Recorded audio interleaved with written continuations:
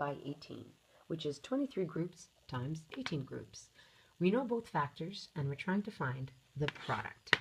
Now, how we're going to start this off is we're by estimating. So we're going to break these two numbers down into more digestible and manageable parts, and by using our benchmark numbers. Now, I know 25 is closer to 23, but for me, 20 makes more sense to estimate. 20 is close to 23, obviously not the same, so our answer is going to be different. As is 18. I can round that up to 20 to make two benchmark numbers that for me are very easy to break down. I know that 2 times 2 is 4, and I know with patterns I can bring both zeros over for 400. Now we have a place to start.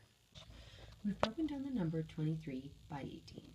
23 is essentially 20 plus 3, and it's safe to say that 18 is 10 plus 8.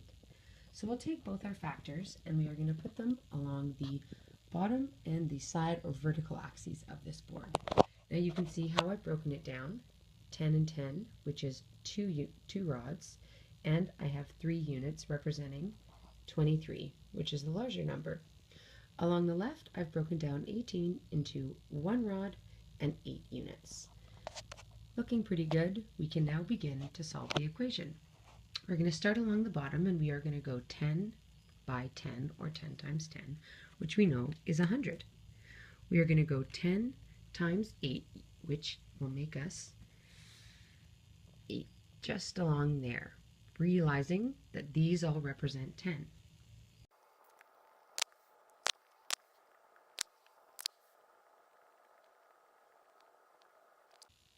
After we've done all of our multiplication, we can now collect the information that we have. We have 2 flats, which is 200. We have our rods here, and we have 8 by 2, which is 16, 17, 18, 19. We know that each rod is 10, so we have 190. And for our units, we have 8 units by 3, which is 24, for a grand total of 2, 1, and a 1 is a 4, 414. Consulting our estimate of 400, it's looking like we are in the right ballpark. Our next way to solve this will be using a different model called the area model. Now, in order to start, we're going to do a bit of estimating. Similar to our last base 10 block way to solve it, we're going to use different numbers. So we will use 25 as our benchmark number by 20. We know that 25 is 20 plus 5, and we know that 20 is 20 plus 0. How it will work for the area model is we will take our 25, which is an estimated number, and we will put it along the top. 20 plus 5. We will take our 20, another benchmark number, estimate for 18, and put it along the side, which is 20 plus 0. What we will do now is we will create our graph by lowering down where the addition signs are, and we've created 4 boxes. We will start on the right, 20 times 20. Moving over, 5 times 20. Moving over, we'll go 20 times 0. And moving over, 5 times 0. Now what we'll have to do is solve the equation. 20 times 20, well, we know 2 times 2 is 4, and patterns, both zeros drop down, 400. 5 times 20, we know 5 times 2 is 10, power of zeros, 0 drops down, and we know any number multiplied by 0 is going to give us 0. We can now add these two numbers together for a grand total of 500. Starting to solve our equation, we are going to break down both our factors. 23 is 20 plus 3, and 18 is 10 plus 8. Now to divide this up, we're going to intersect where both the addition signs are, creating our workspace. Now we'll start just like an area model, 20 times 10, we will write that equation. Moving over, 3 times 10. And dropping down, we have 20 times 8. And moving over, we have 3 times 8. Now we are able to solve our equation.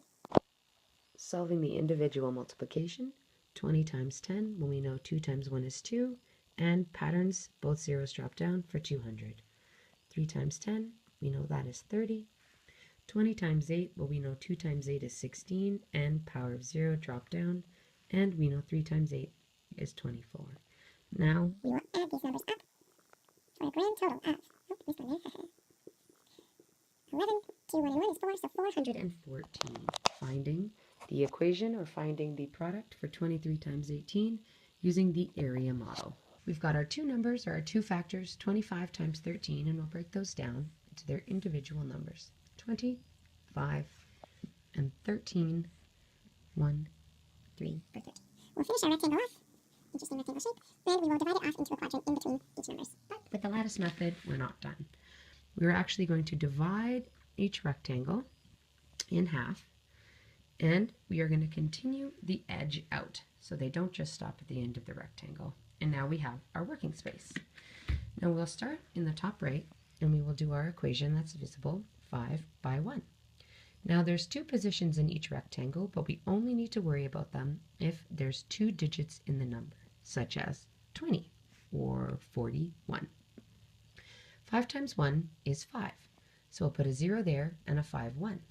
Again, the 0 goes there because there's only one number in this equation.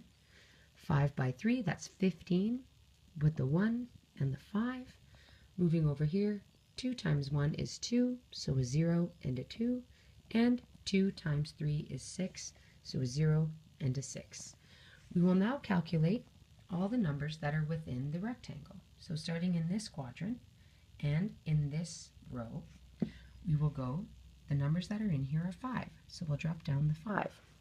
We have a 6, a 1, and a 5 in this. We will regroup the 1 and the 5, and that'll give us 12.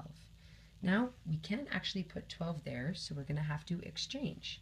So we'll put our 2 there, and we'll exchange our 1 up here. Now we can count the numbers that are in here, which is 2 and a 1, which is 3. 3, 2, 5, for a grand total of 325.